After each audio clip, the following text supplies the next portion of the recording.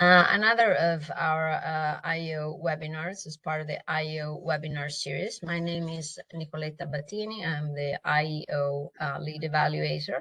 And I welcome you to a webinar today on using nature to stabilize climate at COP27 and CBD15 progress report. So this event is being recorded, and we have today three very distinguished speakers that I'll introduce in a moment. But let me describe you in a few words the topic of today.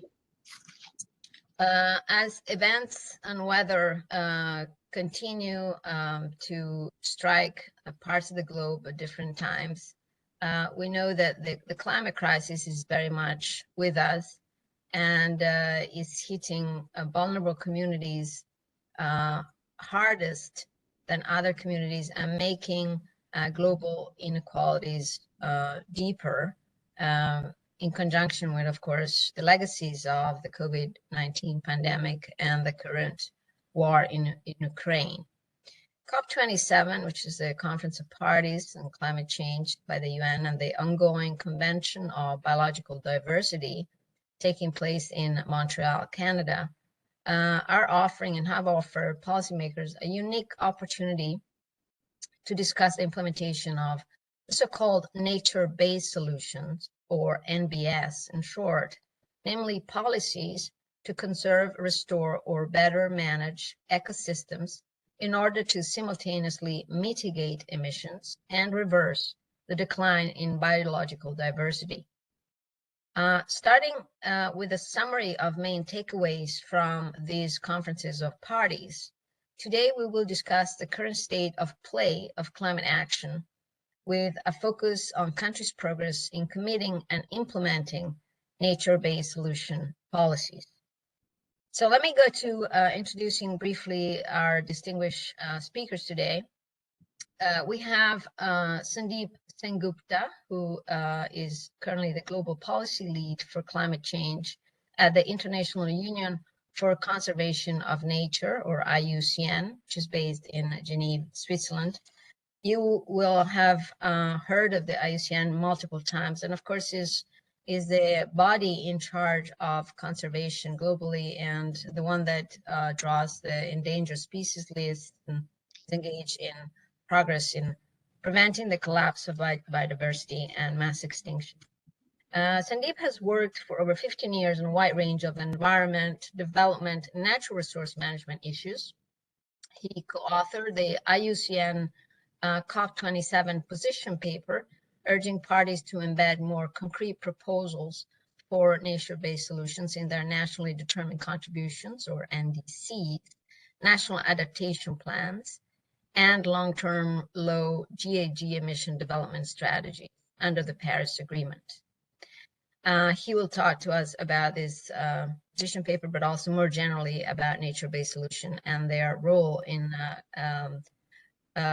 abating and halting or reversing climate change and biodiversity loss. Then we have Stewart Patrick, who's a senior fellow and director of the Global Order and Institutions Program at the Carnegie Endowment for International Peace. Stewart's primary areas of research focus are the shifting foundations of world order, the future of American internationalism, and the requirement for effective multilateral cooperation on transnational challenges, of which climate change is, of course, a big one today. He recently proposed adoption of a new planetary politics to prevent the collapse of biodiversity. And last but not least, we have Noah Gordon, a fellow of the Europe program at the Carnegie Endowment for International Peace in Washington, D.C. His research focuses on climate change, climate policy, energy policy, and climate security, especially in relation to the United States and Europe. Noah is the manager of a climate geopolitics project at Carnegie. Before joining Carnegie, Noah worked as an advisor at the Berlin-based climate think tank at Delphi, where he led the Transatlantic Climate Bridge Initiative.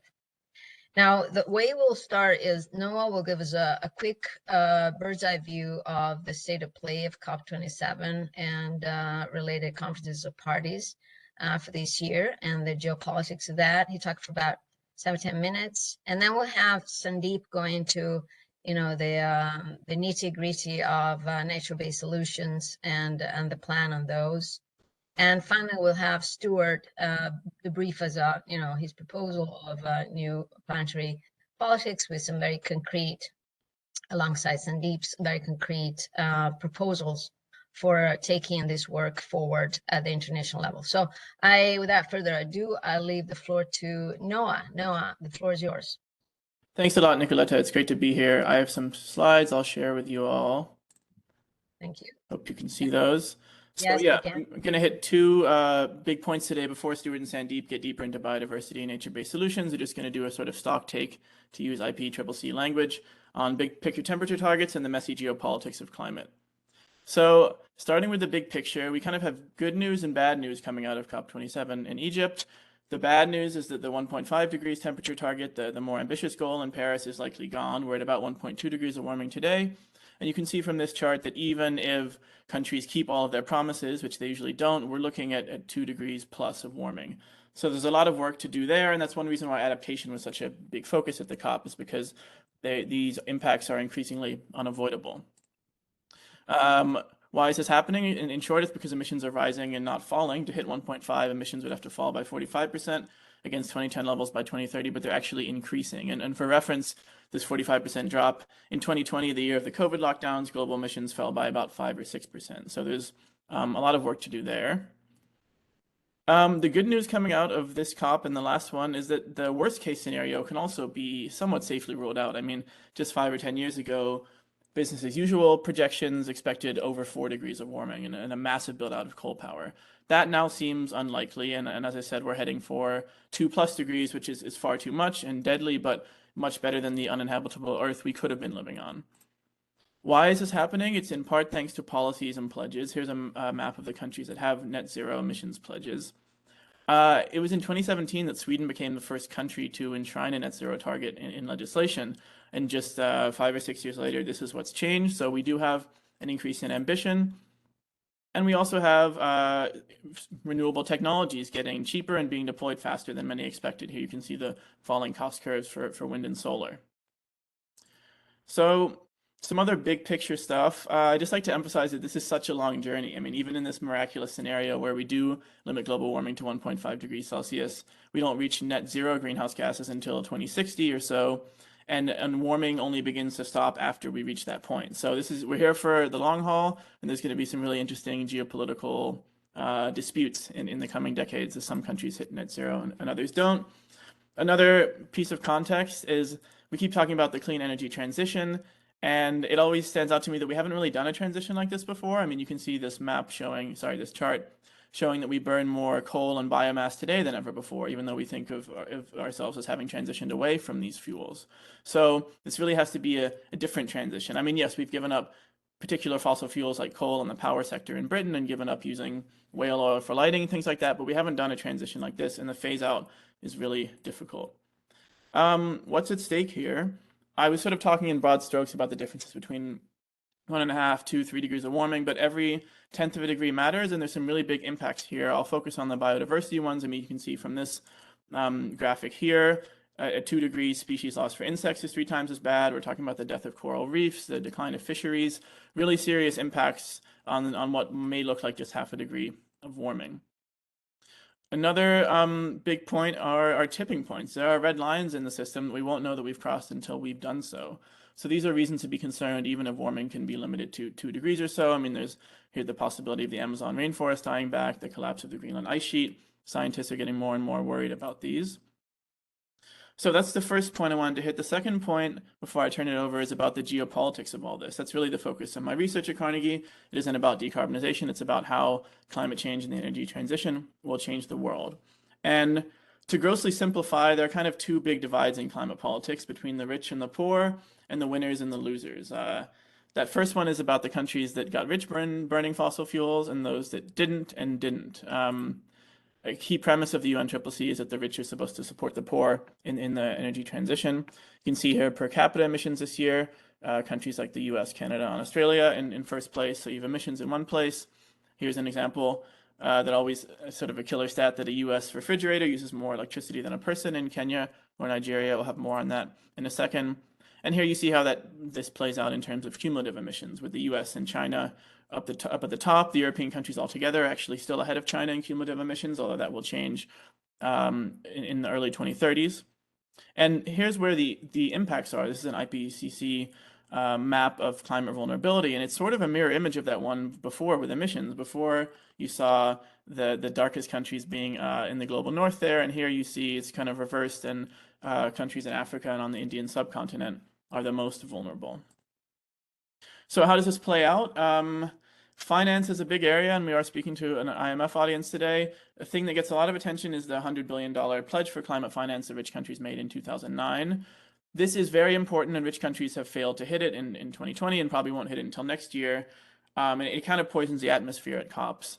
But as important as it is, it's important to realize it's just part of much bigger total needs. I mean, it's easy to focus on the headline figure of 100 billion, but climate finance is all about going from billions to trillions, and overall financing is lagging behind, especially in developing countries, who of course face high costs of capital and cannot always take advantage of the falling costs of solar power, for instance. You're now looking at some politicians. I want to zoom in on some of the people involved here. Another axis on which this fault line sort of plays out is about climate sovereignty and hypocrisy. We've got arguments about whether to finance fossil fuels in the developing world.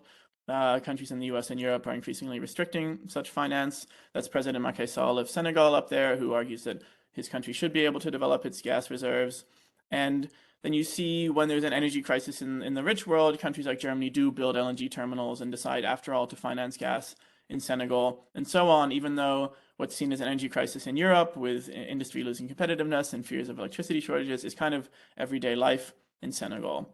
And sovereignty, this is also a factor for powerful countries like the US. I mean, the US doesn't ratify conventions like the Convention on Biological Diversity or the Kyoto Protocol or Convention on the Law of the Sea when it feels like these excessively restrain climate action. Two more politicians, or rather three, moving on to here's Macron and Bolsonaro on the right. They had a big fight in 2019 over Macron's comments about creating an international alliance to protect the Amazon at a time when the Bolsonaro administration had allowed record deforestation by soy and cattle producers. Bolsonaro rejected this G7 offer for aid to stop the fires and shot back, criticizing the EU, saying this was neocolonialism, and also insulted Macron's wife. But that's sort of beside the point. This isn't just something that happens with far-right politicians like Bolsonaro, who don't pretend to care for biodiversity or emissions. I mean, you see the similar framing of by left-wing politicians like AMLO in Mexico, who say that these are neocolonial efforts to stop Mexico developing itself. I included Mia Mottley partly because she's such a star on climate finance right now with the Bridgetown Agenda, but also to show that there are leaders of developing countries who are not arguing for more fossil fuel development and rather want more climate finance and more climate action. I do recommend the work of my colleague Matthias Spector, who I know is on this call on this issue. One thing I had been focusing on Carnegie is how, as climate politics become more salient, the perceptions of global north hypocrisy over climate and conservation will play a bigger role and spill over and hurt Western policymakers in other fields. I think you saw that with some of the first UNGA votes on the Russian invasion of Ukraine. So I mentioned that second big divide, and that's not rich versus poor. It's really winners and losers. And there are a lot of, I'm sort of simplifying here, but you can just get an idea from these graphs. I mean, here's coal production with China way at the top. Gas production, you have the US and Russia in the lead, Qatar behind them. Oil, the US and Saudi Arabia. So these are the people that have the most to lose just from the transition away from fossil fuels. Of course, things like lifting costs also matter. And there are also people who have some to gain. I mean, here you see this map of the producers of critical raw materials that you need for things like electric vehicle batteries. China completely dominant in terms of production, and also, as you can see here, in processing and refining these minerals, especially cobalt, rare earths, and lithium. A bit more on winners and losers. One thing not to forget is finance. I really like this chart showing which countries' financial sectors are most exposed and possess the most stranded assets. It's US, UK, the tax haven of the British Virgin Islands. These are the people who have a lot to lose, whether or not they're actually pumping the oil, and that's something to keep an eye on. And since we're talking about biodiversity and land today, I wanted to throw meat in there. I mean, agriculture is a big source of emissions, and we talk a lot about fossil fuels and maybe sometimes neglect that it's the US, Brazil, and China producing most of the world's meat in ways that will have to change if our climate goals are to be realistic. I'm almost done here, but I just wanted to add that in both of these cases, I'm focusing on the geopolitical international angle, and of course, this is really about individual people in those countries taking actions that play out on the geopolitical stage, and not always along neat national lines. I mean, this transition in the geopolitics of it is about the meat industry lobbyist who pushes back against nature conservation, the politician who would rather refine cobalt at home than follow an international trade rule, about the farmer whose farmland becomes desert, so she joins a militia and smuggles people across an international border for cash, or the banker who can't countenance restrictions on fossil fuels but is willing to fund a rogue geoengineering effort. Looking at you with that one, Stewart. About the protester who sabotages mining equipment to protect a forest and the carbon stored within it, or the fisherman whose home now has too much water and not enough fish. So I'm going to pause there and hand over to Stewart and Sandeep. I want to leave you with one last image because I have been talking mostly about emissions and the climate COP today rather than the upcoming biodiversity COP, the one that's happening now. And this is a chart on carbon tunnel vision. This is a tendency that we all have to focus on carbon emissions and miss other things like today's topic, biodiversity. So I'll stop there. Thank you, and I'll hand over to Sandeep. Thank you, Noah. And this was very illuminating. I think I just want to congratulate for the good mix of, facts and politics, because politics at the end is really the human element here that is making our feat possible or impossible. And I particularly like the carbon tunnel vision, which I think I've been fighting myself against for a long time. And this seminar is all about that. So I like to pass the mic to Sandeep, who's going to tell us a lot more, not a bit more, nature-based solutions and the state of play there. Sandeep. Thanks, Nicoletta, and thank you especially for organizing today's webinar and for inviting us to speak at it. Let me just start by sharing my slides, and I just want to confirm you can see them properly. Yes, we can. Thank you. Okay, great. So, as you can see, and as Nicoletta already pointed out, I'm going to be focusing my presentation on the role of nature-based solutions to climate change. But maybe before starting off with the presentation, I'm not sure, though Nicoletta did kindly point out the work that IUCN does, but as an organization, this may not be that familiar to this audience. And so I thought I'd spend the first minute just to give you a sense of what IUCN is before getting on to the substance of my presentation itself. So we were established in 1948. So it's one of the post-war institutions, but it's quite unique in the sense that we were set up as a union of members, and our membership included not just states and government agencies, but also non-governmental organizations. So we have over 200 states and government agencies, including, for example, the government of US, the government of India, the government of China, etc., as members of IUCN on the one hand. But we also have non-governmental organizations, think of the Nature Conservancy or WWF or Conservation International, and over 1,000 NGOs across the world that are also members of IUCN. And at our World Conservation Congress in Hawaii in 2016, which is the highest organ of the union, the members created a new category for Indigenous peoples organizations as well, as a new membership category. Now, in addition to our members, we also have 6 expert commissions across the areas that you can see on the screen. There are over 18,000 volunteer experts across these areas. And at the last Congress in Hawaii, again, our members established a new Climate Crisis Commission, which is pertinent to this discussion. And the third leg of IUCN is the Secretariat of IUCN, which I'm part of. It's headquartered in Switzerland. We've got 11 regional offices and over 50 national offices.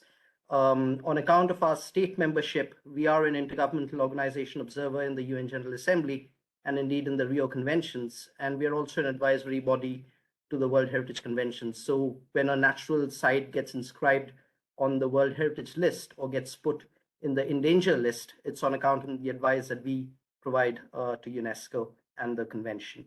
And we're also finally an accredited entity to the Global Environmental Facility and the Green Climate Fund. In some of the products that IUCN is best known for, Nicoletta already highlighted the red list of threatened species. But as part of the public goods that IUCN provides to the international community, is also the World Database on Protected Areas, and indeed also the work that we are now doing on nature-based solutions. So segueing across to the topic of nature-based solutions, what are nature-based solutions?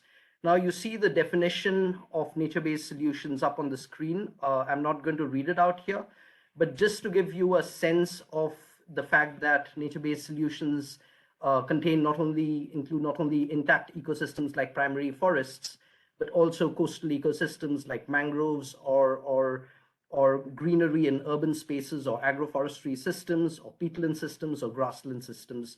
So they involve actions to restore, sustainably manage, and conserve ecosystems across all categories that are addressing societal challenges of one sort or the other, be it climate change or food and water insecurity or human health. And nature-based solutions as a term itself is in fact first used by the World Bank and IUCN back in 2008 and 2009. And this definition was the one that was adopted by IUCN's members at the IUCN Congress in 2016 in Hawaii through a resolution. But it's also been cited in over 2,000 peer-reviewed journals, and indeed also by the IPCC and the IPBES reports in 2021. And most recently, in the United Nations Environmental Assembly that was held earlier this year, the IUCN definition of nature-based solutions was incorporated into the UNIA definition. Now, how are nature-based solutions distinct from, say, for example, nature-derived solutions or nature-inspired solution? This gives you a sort of a graphical representation of that distinction. Now, insofar as the contribution of nature-based solutions to addressing the climate challenge is concerned, I'll just go through a couple of slides, but this first slide is essentially to showcase the contribution that nature-based solutions play in addressing the climate mitigation challenge. So, for example, it has been estimated by the latest science that investing in nature-based solutions, be it through the protection or the sustainable management of working lands, or indeed the restoration of degraded ecosystems, can save about 10 gigatons of CO2 equivalent per year. And just by way of comparison, that's equivalent to more than the emissions from the entire global transportation sector. And if you look at the chart on the right-hand side of this slide, what does this mean in terms of bending the curve, whether it's a 2-degree trajectory or a 1.5 trajectory? And in the shaded area on the screen, what it shows is that if designed for longevity and if designed in an ambitious manner, nature-based solutions can actually help play a pretty important role in helping to achieve the temperature rise goals under the Paris Agreement. Now, this is again a study that was published jointly by IUCN and UNEP and launched at COP26, beg your pardon, last year in Glasgow. And it again makes a point that nature-based solutions are critical for achieving the net zero goal of the Paris Agreement. But it also makes a point that nature-based solutions on their own can't do the job. And what is really required to achieve the net zero goal and indeed the temperature rise goals of the Paris Agreement is firstly ambitious emission reductions across all sectors of the global economy, and then secondly that accompanied by investing in nature-based solutions. And what this study did by reviewing all the existing literature on this topic found that even when implemented in a conservative manner, taking into account all the uncertainties as well as the time needed to implement safeguards, it estimated that nature-based solutions could contribute at least 5 gigatons of CO2 equivalent per year by 2030, going up to at least 10 gigatons of CO2 equivalent per year by 2050. Equally important to stress that nature-based solutions in a climate context should not be seen as mitigation-centric alone. Indeed, nature-based solutions play a highly important and valuable role in building resilience and in providing benefits for climate adaptation and disaster risk reduction. So again, it's been estimated, for example, that mangrove ecosystems, just to take one ecosystem type, can provide over $65 billion in flood protection services, safeguarding around 15 million people against flooding each year. And equally, nature-based solutions in an urban context have also been shown to help reduce the heat island effect, for example, or in improving stormwater drainage. And there are sort of a growing body of evidence from around the world. And just to take one example of the contribution of nature-based solutions, and this was, for example, a US-based example, which assessed that coastal wetlands helped to avoid over $600 million in direct flood damages during Hurricane Sandy in 2012. In terms of the best practices that are available for guiding nature-based solutions implementation, I think in a climate context, there are, even before we get to anything else, it's important from IUCN's point of view that we bear four principles and four major caveats in mind. Firstly, as I already said earlier, that when we are talking of implementing nature-based solutions in a climate context, it has to be in addition to emission reductions in other sectors. It cannot be seen as a substitute for emission reductions in other sectors. It also has to be built on conserving and protecting existing ecosystems. It has to be socially responsible, and by saying that, I mean it has to take into account the needs and concerns of the most vulnerable, particularly indigenous peoples and local communities, bearing in mind that they are often the stewards of where nature-based solutions are located. And finally, it has to be ecologically responsible. So one cannot have a monoculture plantation across the world and say that that's a nature-based solutions. And to help provide greater granularity on the implementation of nature-based solutions, and to help adjudicate between what is and what isn't a nature-based solutions, IUCN also launched a global standard for nature-based solutions back in 2020, which was endorsed by our membership at the last IUCN World Conservation Congress in Marseille last year. Now, in terms of the growing policy uptake and recognition of nature-based solutions that we have seen, particularly in recent years, I just wanted to give you a flavor of the degree of policy uptake that we have seen in the last 3 years alone. And so I think I would date an important milestone of the increased uptake of nature-based solutions to the 2019 Climate Action Summit that was convened by the UN Secretary General Antonio Guterres in New York, which for the first time had a dedicated track on nature-based solutions, which was co-chaired by China and New Zealand and resulted in the Nature-Based Solutions for Climate Manifesto. But since then, it has been recognized in multiple other policy fora as well. For example, in 2021, it was recognized both in the ministerial declarations and the leaders' summit statements that came out of the G7 summit that was chaired by the UK and the G20 summit that was chaired by Italy. Nature-based solutions was also highlighted as one of the thematic priorities of the UK COP26 presidency last year.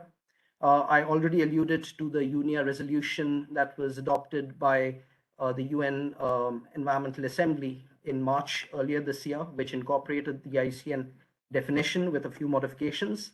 And this year, for the first time, nature-based solutions was also explicitly recognized in the Rio Convention. So, for example, in the UN Convention on Combating Desertification in May, also in the UN High-Level Political Forum of the SDGs, and indeed also in the G7 and the G20 summits that were chaired respectively by Germany and Indonesia this year. At the national level, just to give a couple of examples, Canada, for example, at COP26 last year, announced that it would allocate 20% of its entire climate financing, or around $1 billion, towards nature-based solutions. And this year at COP27, the Biden administration announced a roadmap for the first time in the US for incorporating nature-based solutions, not just for fighting climate change, but also to strengthen local communities and local economies in the US. And I already referred to the fact that nature-based solutions has been incorporated in the IPBES and IPCC reports, but I also did want to highlight that increasingly nature-based solutions have also been directly incorporated at the domestic level by countries in their nationally determined countries under the Paris Agreement. And here, for example, on the screen, you see an example of the Chilean updated NDC from 2020. But going one level deeper into this, IUCN together with Oxford University back in 2019 also did an assessment of the extent to which countries had actually incorporated nature-based solutions within their NDCs. And what we found at that point was that around 66% of all the Paris Agreement signatories had incorporated NBS within their NDCs in one form or the other. But what we also found at that point was that several of these references were quite general in nature and weren't that concrete in terms of having quantified targets against them. More recently, when we did this analysis in the UNEP IUCN report, and the chart on the right shows the latest figures here, we actually tried to dig a little deeper. And what you see in this chart are the different categories of ecosystems that countries have actually used in incorporating NBS within their NDCs.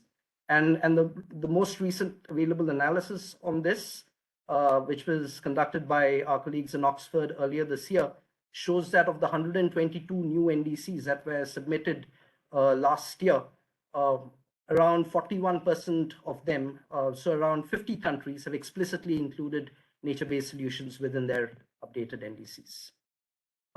So these are my final couple of slides. I wanted to come back to what happened in the UNFCCC COPs and what has been happening in recent years. Here you see the key decisions from the last 3 COPs. So in COP25, 26, and 27.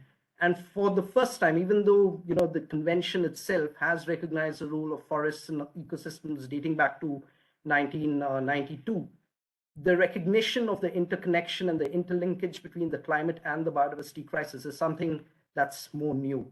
And you can see that dating back originally in COP25 that was held in Madrid, but it came across more explicitly at COP26 last year, which also then called for and recognized the critical role of ecosystems and nature in providing benefits for both adaptation and mitigation. But what we didn't have in COP26 last year was an explicit recognition of nature-based solutions by the UNFCCC COPs.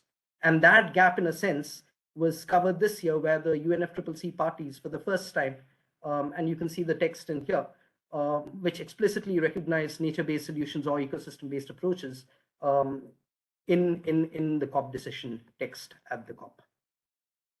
Simultaneous to the formal negotiations, one of the things that IUCN also did together with the Egyptian COP27 presidency in Sharm el-Sheikh this year was the launch of a new partnership on nature-based solutions, which you've got some details up here on the screen. But the basic intention of the partnership is to try and bring together the threads of all the NBS-related work that is happening across various climate-related spaces, and to bring that forward COP after COP through a State of NBS annual report on the topic. And finally, this is my final slide. So as we know, in addition to the climate COP, we also have the Convention on Biological Diversity, which is one of the 3 Rio conventions. And this convention is, in a sense, meeting right now, as we all know, in Montreal to develop what we hope will be an ambitious post-2020 global biodiversity framework. Again, the CBD process is, in a sense, having its Paris moment right now. And what we are really hoping for is a strong framework, post-2020 framework, which has concrete goals and targets that will help to halt and reverse biodiversity loss by 2030.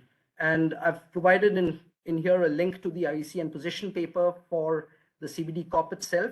But in relation to NBS, one of the things that we are also hoping that the CBD parties will agree to, just like the UNCCD and the UNFCCC parties did earlier this year, is to include an explicit reference to nature-based solutions in the related targets of the post-2020 biodiversity framework. And the reason why we feel this would be good is that it will thereby help to ensure greater policy alignment across all the 3 Rio conventions for joint delivery, as well as facilitate stronger implementation of NBS at scale and give greater confidence to the efforts that are being undertaken in this regard by both state and non-state actors. And finally, and this is an important point, is that having it incorporated in the text will actually enable parties and governments to exercise greater oversight and accountability on the use of nature-based solutions. So let me just stop at that, and thank you once again for the opportunity to participate today. Thank you. Thank you so much, Sandeep. This was a very clear overview, I think, of what the state of play and of the role of the IUCN in that debate and that agenda. And I think I particularly appreciated the quick summary of where we are in terms of targets and what's the ambition more generally, and the vision and some of these strategies for NBS. I would like to move straight to Stewart. And Stewart has talked in a recent work analysis and published material from Carnegie about this topic. So he has also, I think, a great contribution to make, and I just want to pass the baton to him. Stewart. Thank you very much, Nicoletta. I'm really delighted to be on this panel. And first of all, I want to really commend you for your leadership in trying to mainstream discussion on biodiversity and nature-based solutions within the IMF. It's also a great pleasure to be here with Noah, my colleague, and Sandeep, a new friend. So I really, really enjoyed their presentations. As I'll try to make clear in my remarks, I think the time has come for national policymakers, international institutions, and the private sector to do a lot more to implement or at least bring into fruition the increased insights that they're getting on the need to invest in and sustainably manage Earth's natural capital resources. Not only for the contributions that they can make to mitigating climate change, which are vast, as Sandeep illustrated, but also for the countless other benefits that they provide humanity and which we often take for granted.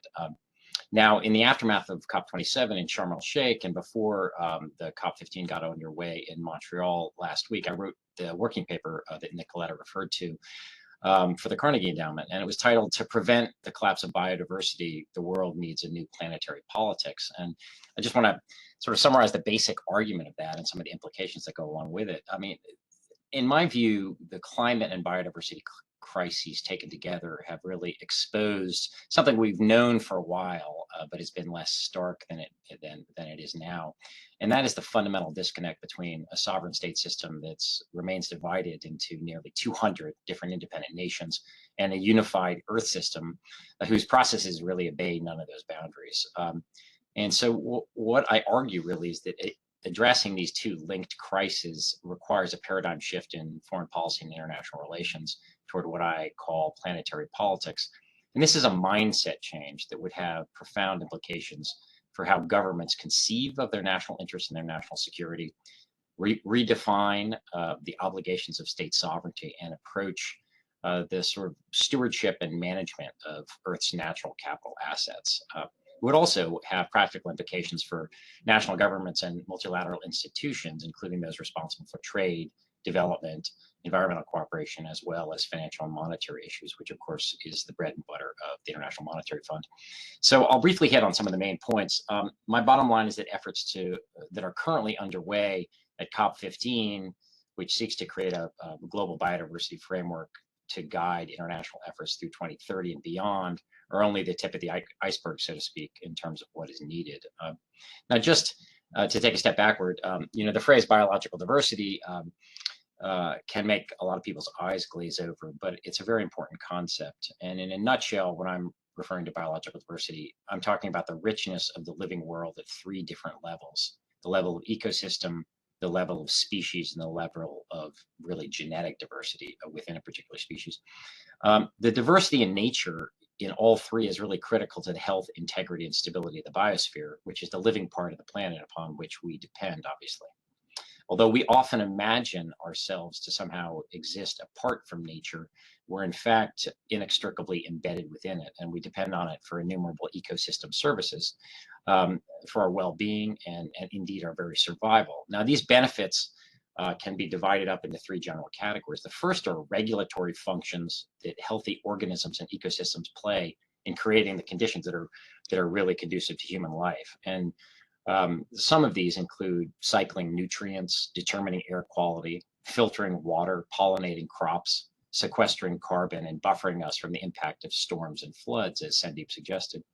The second set of benefits, broadly speaking, are provisioning services, and these are the direct material benefits that we get from nature. And those can range from things like fiber, food, and fuels to genetic resources, timber, and plant-based medicines. And then finally, of course, there are a host of subjective non-material benefits that we obtain from the living Earth, including recreational opportunities and psychological well-being, some that are easy to put a price on and some that are perhaps a little bit more intangible. Unfortunately, biological diversity around the world is in steep decline, so much so that many believe that we could be on the cusp of the sixth major extinction in the planet's 4.5 billion year history. And the figures are pretty staggering. I just want to give a few just for color. Extinction rates are arguably 1,000 times higher than the normal background rate that they were before the biodiversity crisis arose. Since 1970, populations of wild vertebrates have declined by 69% globally, and insects by 45% worldwide, and 3 billion birds have vanished from North America alone. Humans and our domesticated animals now account for 96% of all mammalian biomass, which is a hard figure to get your head around. Half of all tropical forests have been destroyed since 1960, and more than 85% of wetlands and 35% of mangroves have disappeared. And things are very dire at sea as well. The oceans right now are 30% more acidic than they were just 200 years ago, which is the fastest change in ocean chemistry in arguably, certainly tens of millions of years. And they're warmer, obviously, than any time in recorded history. Now, unless swift and dramatic action is taken to reduce greenhouse gas emissions, we are liable to see a loss of ocean biodiversity over the next 3 centuries that could rival the Permian extinction. So this steep decline in biodiversity has 5 direct causes, and it's important to to acknowledge what those are so that we can actually begin to tackle them. It's interestingly, climate change is not even the biggest one. As you can imagine, though, humans are at the heart of each of these factors. The biggest factor is the degradation of land and seascapes. 3/4 of the planet's ice-free terrestrial surface and 2/3 of its marine environment have been severely altered, including by agriculture, ranching, mining, urbanization, and industrial fishing. Climate change is the second factor, and it's placing unprecedented pressure on ecosystems and species, and those pressures are only growing. The remaining 3 factors are the unsustainable harvesting and exploitation of species, rampant pollution of the air, land, and sea, and the introduction of invasive species worldwide. And unsurprisingly, behind these proximate causes are some long-range drivers. 2 of the most important are human population growth and humanity's ravenous appetite for natural resources. As you have no doubt read over the past couple of months, estimates for the world's population have topped 8 billion, and that is an 8-fold increase since 1800 alone. And the material aspirations also of a rising global middle class are placing huge demands on nature. So overall, it's quite a predicament we find ourselves in. Slowing and ultimately reversing the decline of nature is going to require a fundamental paradigm shift in the human relationship to the biosphere. To begin with, governments are going to need to elevate the preservation of Earth's natural biodiversity, as well as the reversal of climate change to the top of their national interests. I think we all have to recognize that a stable biosphere conducive to human life is the fundamental precondition for everything else that humanity hopes to accomplish. That's almost by definition true. But that shift is easier said than done because foreign policymakers are often relatively clueless about how to address so-called threats without a threatener. They are fond of describing world politics as a Hobbesian state of nature, but they rarely ever take a step back to consider the state of actual nature itself. That is the state of the living world. Planetary politics is also going to require governments to expand the obligations of sovereignty. And here I'll pick up on a couple of things that Noah mentioned. All governments have a responsibility to protect the planetary environment and avoid actions that threaten its integrity. This is most obvious with respect to climate change, of course, since emissions anywhere affect the global level. But it's also critical with respect to biological diversity, since the actions taken on a regional or local level can affect the stability of the biosphere. And this is particularly true when we get into the issue of tipping points like the Amazon and the potential dieback of the rainforest. As Noah mentioned, that potential dieback is a concern not only for the countries of the basin, but for the entire world. And the countries in which the Amazon falls, as well as other rainforests fall, are not merely owners of that forest, but in a sense, it's custodians for humanity. So together, climate change and biodiversity loss are going to have to force us to rethink and expand our definition of what the global commons actually consists of, and to consider how international organizations like the IMF can help preserve them. The greening of sovereignty begins with a universal acknowledgement that it does not give countries a license to despoil the planet. And then finally, the big change in worldview, I think, is the biodiversity crisis underscores the need for the world to invest in its natural capital assets, just as we invest in human capital, for instance, education and healthcare, or in physical capital like airports, roads, and the like. The best case for investing in natural capital is the landmark report that was released in early 2021 by the British economist Sir Partha Dasgupta on the economics of biodiversity. For far too long, firms and governments alike have treated the global economy's negative impacts on nature and the natural environment as simply externalities, in short, not their problem. But pillaging the planet for short-term profit is no longer sustainable. According to the World Economic Forum, which is not an organization one normally associates as being a group of tree huggers, they are the group that puts on Davos after all. They say that, according to their estimates, 1/2 of global economic activity valued at $44 trillion a year is highly or moderately dependent on benefits that we obtain from nature. So rather than continuing to run down Earth's natural capital, the stuff that sustains our lives and livelihoods, we actually need a new inclusive approach to wealth that places an appropriate price on nature. So what does this mean all in practical terms? I mean, among other things, planetary politics is going to require strengthening existing and reimagining new multilateral institutions and treaties to address the crisis of the biosphere and backing them with adequate resources. In the first place, as we've been talking about, we need to expand nature-based climate solutions. Given the intertwined nature of the climate and biodiversity crises, parties to the UNFCCC need to redouble their efforts to capture and permanently store CO2 in natural carbon sinks. As was discussed, there is no conceivable way to get the Paris target of 2 degrees Celsius, much less 1.5 degrees, without a massive investment in nature-based solutions. We need to address the climate and biodiversity crises together. And as Sandeep's quotations from or citations from some of the most recent agreements attested, we're beginning to get there. Second, we need to make world trade more nature-friendly. Nations need to adopt border carbon adjustment mechanisms to penalize polluters, and they need to do so by adopting a blanket WTO climate waiver. They should also phase out nature-destroying subsidies, including for fuel, agriculture, fisheries, and water.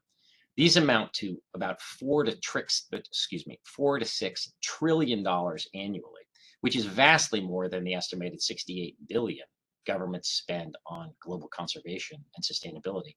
That $68 billion, by the way, is the same amount that the world spends on ice cream every year. So we can do better. WTO members also need to liberalize trade in environmental goods, and they need to crack down on illicit trafficking in wild species. The third major category is that governments and international institutions need to make global development truly sustainable, and this gets to the heart of the work of the Bretton Woods institutions. To reconcile the needs of humanity and the viability of nature, the international community needs to rein in destructive extractive industries and redesign and mobilize development financing to encourage environmental stewardship. This is a place where the IMF, as well as the World Bank and the MDBs, have a powerful role to play. They should elevate biodiversity and nature-based solutions in bilateral dialogues with partner governments. They should expand technical assistance for natural capital accounting so that governments that are on the receiving end of loans or grants actually have a good sense of the ecosystem services that are being provided by nature and how they might become wise stewards of those assets. And the IFI should also condition development assistance on nature-positive public policies. The fourth major area of policy reform needs to be to strengthen the Convention on Biological Diversity. Now, at COP15, as I mentioned, governments are supposed to approve a global biodiversity framework that charts a credible course for halting the decline of the natural world by 2030 and beginning to revive it by 2050. And the most headline-grabbing commitment that countries are supposed to make in Montreal is to protect 30% of Earth's land and ocean by 2030. Now, we are a long way off from that target, this so-called 30 by 30 commitment. The challenge that the negotiators in Montreal are facing is to try to avoid the fate of the 2010 Aichi targets, which the world failed disastrously to reach after they were agreed at the big conference in 2010 in Japan.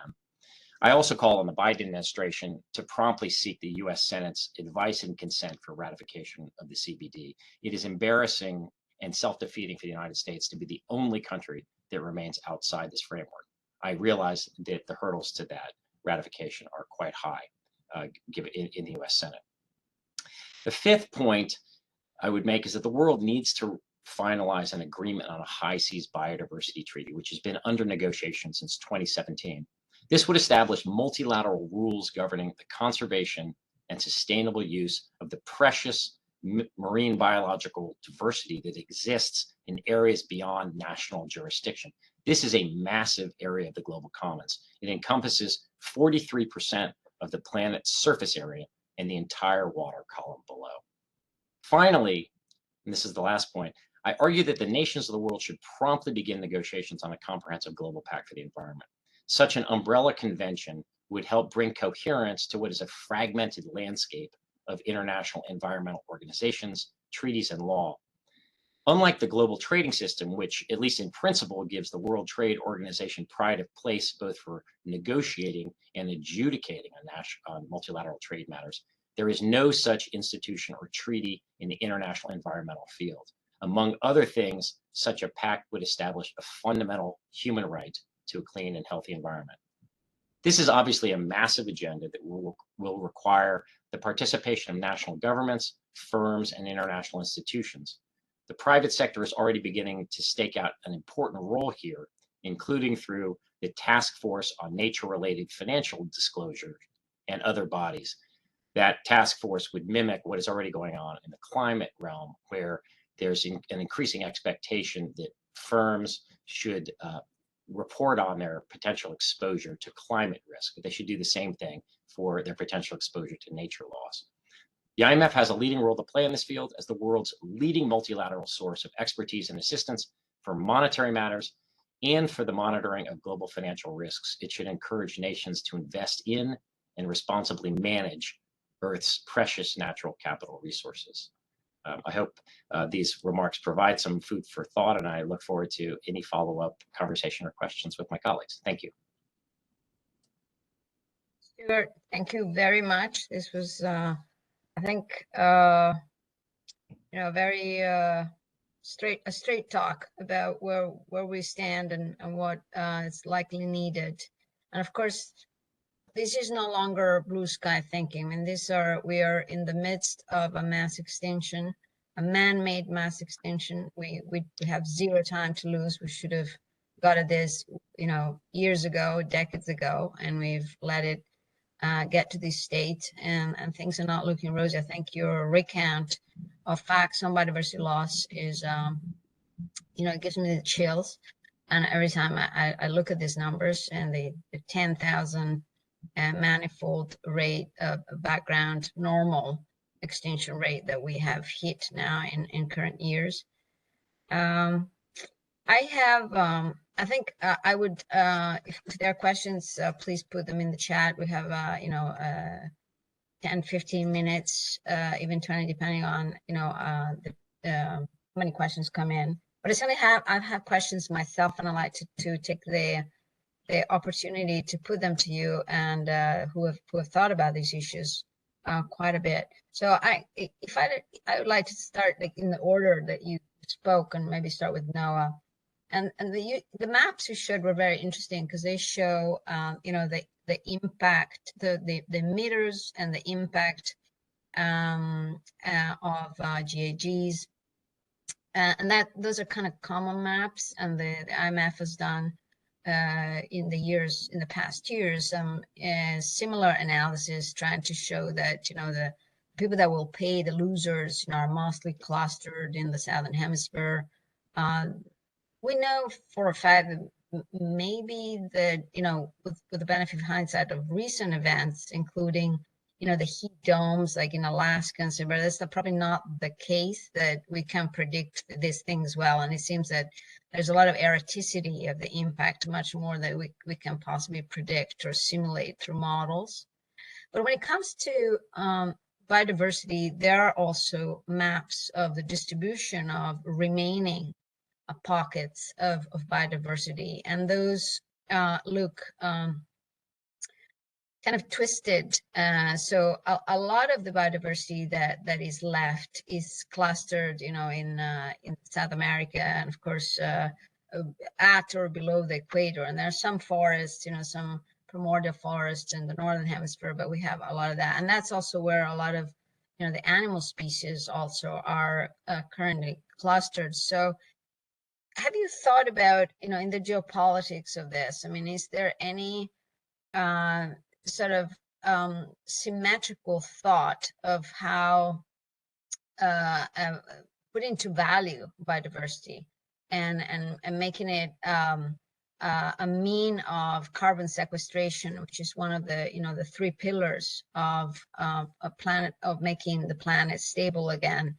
How would that, or would that possibly pan out? And do you see any kind of big hurdles in that in terms of developing countryside initiatives, for example, the Bridgetown Initiative? Is there any talk of, you know, banking on that biodiversity endowment on the side of developing countries, or just talk about climate finance for adaptation and mitigation in a more traditional sense?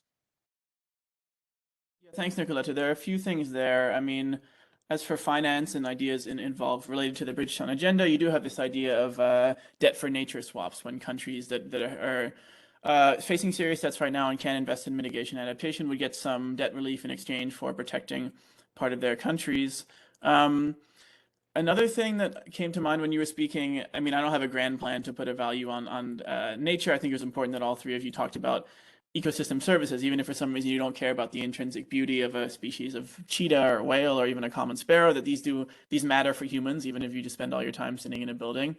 And when you were speaking, I was thinking about different baselines. I mean, the reason we have these geopolitical disputes around climate change is because there are such different baselines. I mean, the US or Europe will look at China and say, hang on, our emissions are falling and yours are rising, you're the problem. And China will look back and say, we're building clean energy faster than you, we have less money than you, of course we're still building coal power plants. And this is also true for biodiversity to some extent. I mean, even with something like the Amazon, the US now can make the good case, as Stewart did, that Brazil is only a steward of the Amazon or a custodian. But I mean, that's easier to do because the US doesn't have a rainforest. I mean, we turned the Midwest into monoculture for corn over the past centuries. So you're starting from a different baseline, in countries, even in the Congo, for example, which wants to develop gas or develop its wetlands and mine cobalt, also says, look, we know we have the rainforest now, but it's easy for you to now say that you want to start conserving these things. So that's just some thoughts on how biodiversity is related to the geopolitical conflicts around emissions that I spoke about earlier. Right. And often, though, the same developers of these projects in some of these pockets of biodiversity are operating from the northern hemisphere. So it's not that like these countries on their own, they're going and developing. They're very much there's a scheme whereby, you know. Yeah, sometimes we talk about production versus consumption emissions, and that's also true. I mean, you can ask, so who is the Amazon being deforested for? I mean, yes, most of that beef is for internal Brazilian consumption, but there is still a global beef market, and it's not always the people in those countries who are responsible for what's happening to biodiversity. But sorry, I kind of cut you off there. Yes, I agree, and I think these are big issues, and of course, everything has a price, and as Stewart was saying, you know, treaties and arrangements can be thought through to make the solution a win-win for all parties involved. I wanted to go to Sandeep. I don't see questions coming. This is the topic that, you know, people are maybe not that familiar with the IMF, so I'll just keep going at you and take this wonderful opportunity to ask you questions. And ask Sandeep something about, you touched upon it, and Stewart as well, the role of seas, and there was recently negotiations about a high seas treaty. And this goes back more generally to the issue of the technology for conservation. So this, you know, these targets like the 30 by 30 and any other target relating to conserving ecosystem and then restoring ecosystem.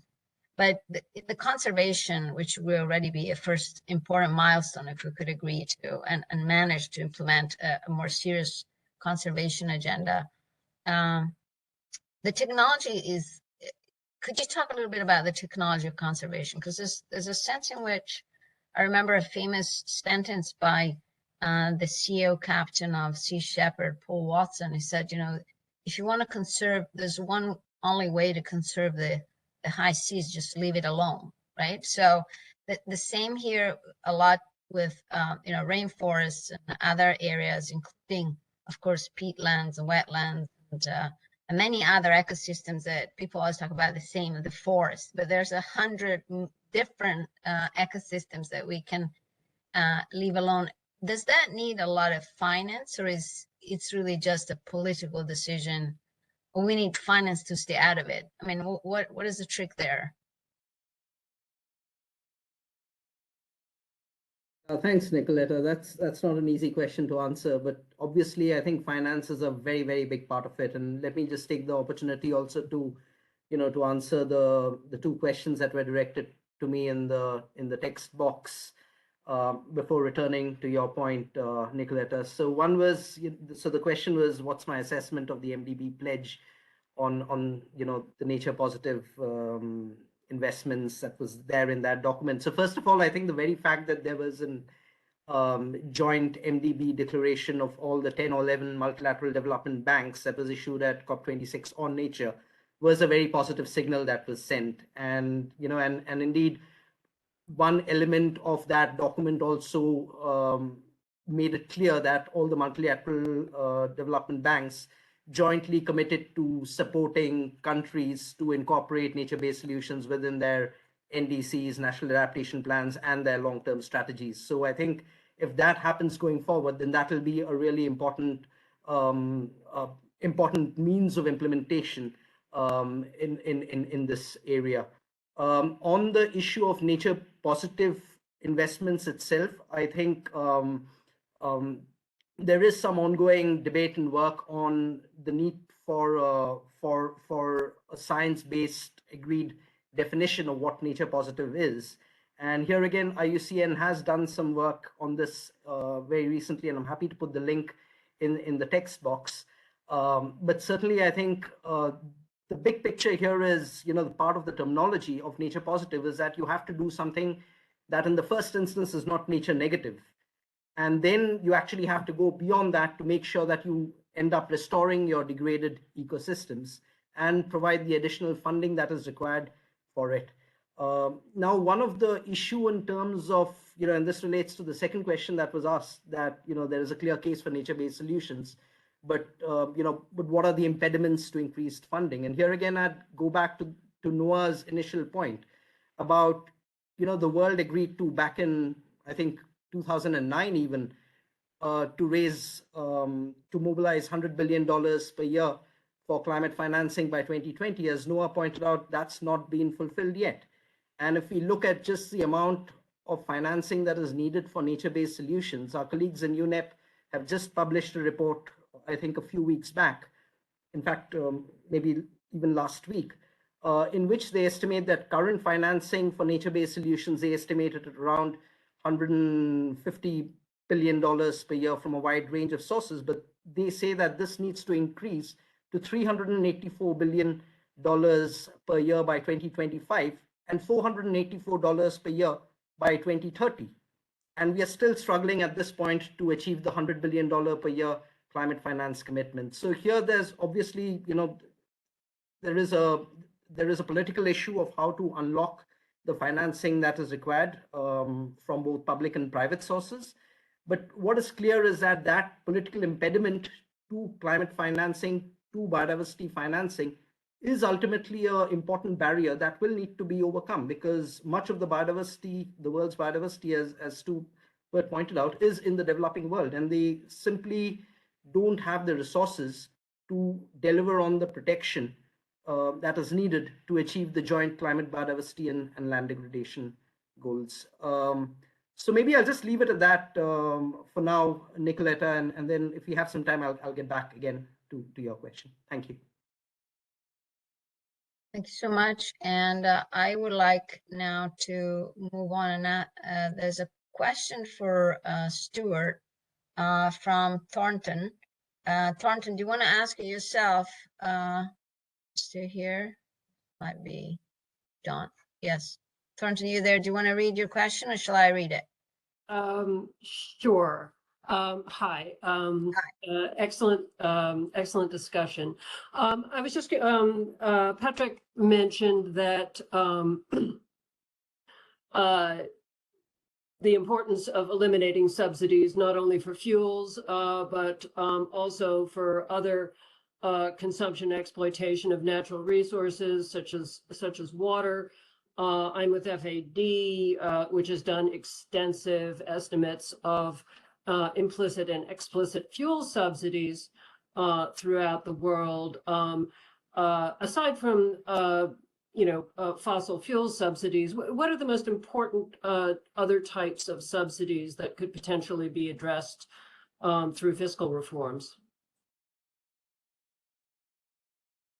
Sure, thank you very much. Great question. I mean, in some of the, obviously, as you know, given your work, the elimination of some of these subsidies is highly problematic.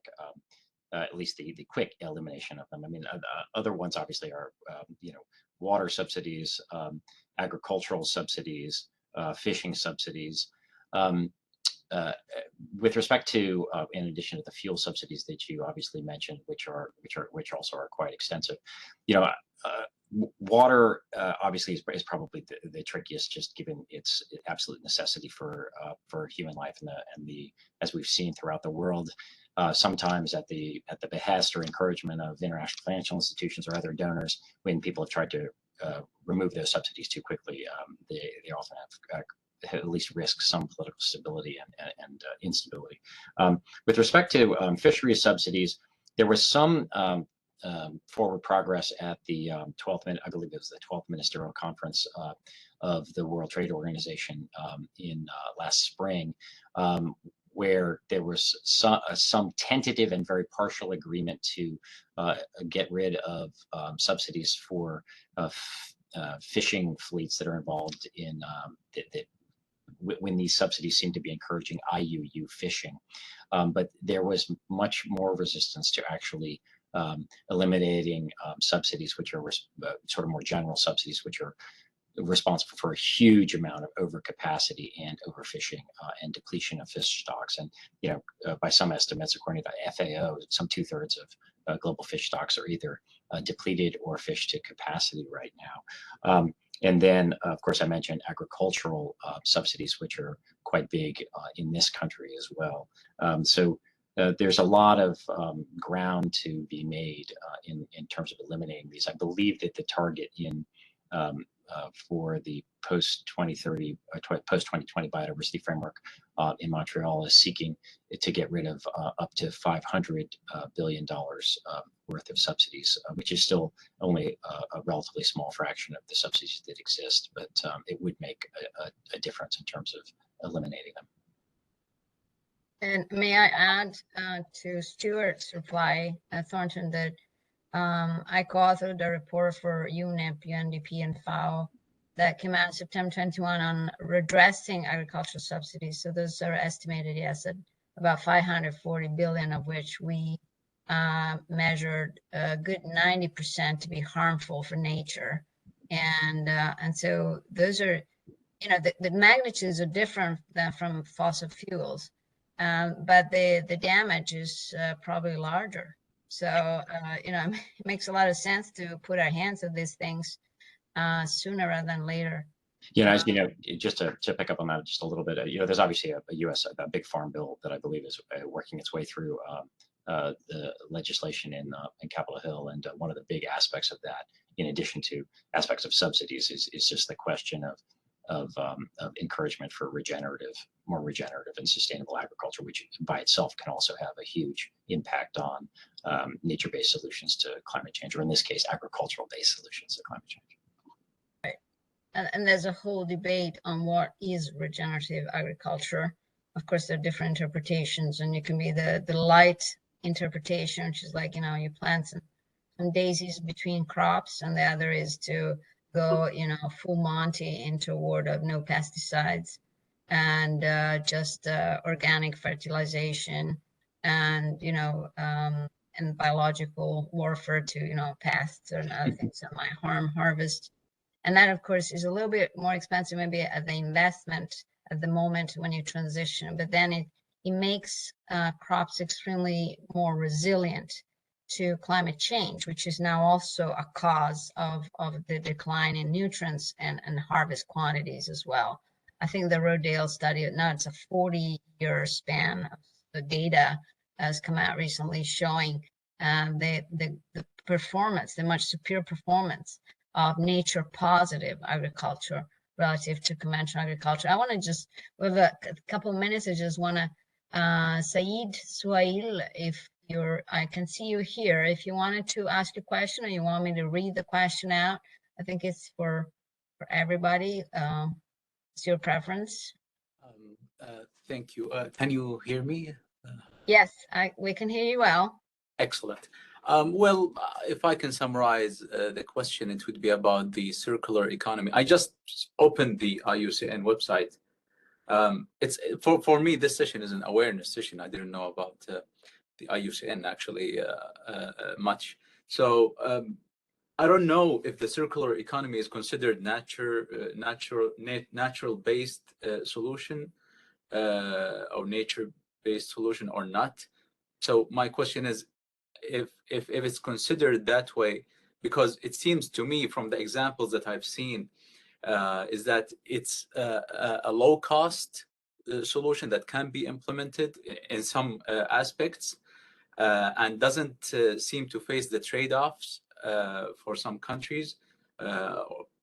So is circular economy concept is considered nature-based solution, and is there like classic problems with it that you usually hear from members, or problems that we should be aware of in terms of not only funding but also implementation? Thank you. I think this might go to Sandeep or whoever.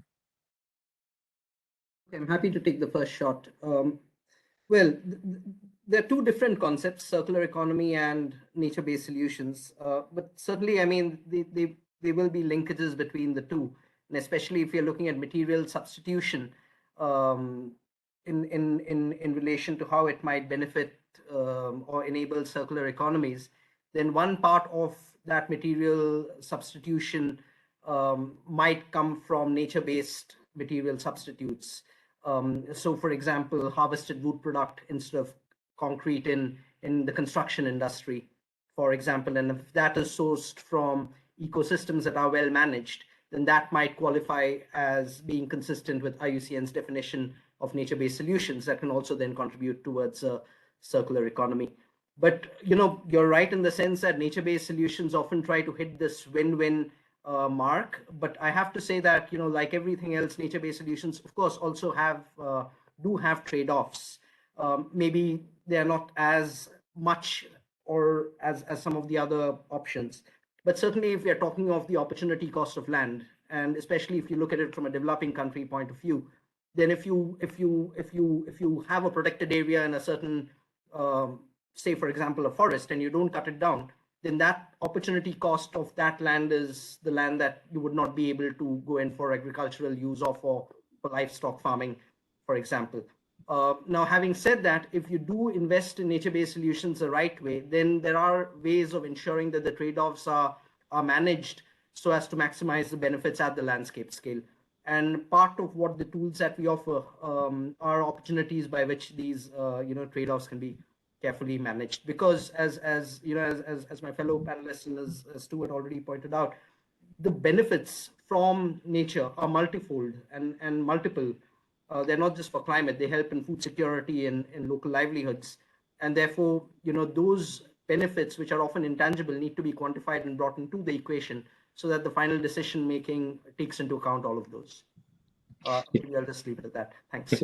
If I can jump in just really quickly, which is less on the circular economy, but in general on nature-based solutions to climate change and how to balance the biodiversity priorities versus the climate priorities. There's a very interesting workshop report. It was the first workshop that actually between folks at the IPCC and the Intergovernmental platform on biodiversity ecosystem services last year, and it was very a lot of it was really about nature-based solutions, but it was quite fascinating to see how congruent often the fight against biodiversity loss and climate change were, but then in making the point that at some points these things can come into conflict, and particularly that there are extraordinary trade-offs. For instance, you might get more bang for your buck with a particular nature-based solution, but it might not be the best one for preserving, say, biodiversity hotspots, if you will, etc. So there still needs to be some way of navigating the tensions between these, and I would commend that workshop report as a very interesting effort to try to probe what those tensions are. Thank you. Sorry, can you repeat the workshop that you're referring to? Yeah, it was a workshop, and I don't have the link with me right now, but I can get it shortly. I can Google it. Just yeah, sure. It was the first workshop. I believe it's the IPCC Intergovernmental Panel on Climate Change, and the something called the IPBES, which is an ungainly title for the Intergovernmental Policy Science Policy Platform on Biodiversity and Ecosystem Services, but it's IPBES and IPCC workshop report. Thank you. I think, I mean, we are coming to a close. I think, though, going to Said's question, that nature offers is a prime example of a circular economy, because nothing gets wasted in nature and everything gets reutilized. And I think there's also a lot of human innovation at the moment is getting inspired by nature. For example, biomimicry or biomimetic behavior, to innovate in ways to guide, evolutionary processes, industrial processes, such that we don't burden the planet with further extraction or destruction, but reuse materials in the same way that nature sort of reutilizes resources in a sort of closed dish kind of approach to infinite production, and which is not the same as saying infinite growth. Nature does not support infinite growth, which is the problem we have, I think, in economics. And we had a webinar a year back with Tim Jackson on prosperity without growth. I thought it was a great seminar that explains how we can continue to thrive. But as a forest, at some point it stops. We cannot continue to grow indefinitely, especially countries that have reached a state of high development. I would like to thank everybody. There's another question, but we don't have time, unfortunately, to take more. It's now approaching 1:50 p.m. in the afternoon. I would like to really thank our distinguished speakers, Noah Gordon and Stewart Patrick and Sandeep Sengupta, who have accompanied in this journey of discovery and affirmation of the importance of nature-based solutions. I hope you can distribute the link to these seminars to those that couldn't make it today, and read as much as you can on this subject, because this is, the planet has existed for billions of years, and it will continue to exist with or without us. If we can muster the power of nature to resolve our challenges, nature will give us a hand, as it always has. And it's important that we learn how, and that we make noise about the importance of bringing this to the table. So thank you so much, everybody, and hopefully see you soon and talk again about this very important existential issues. Thank you so much, and have a great rest of the day. Thank you.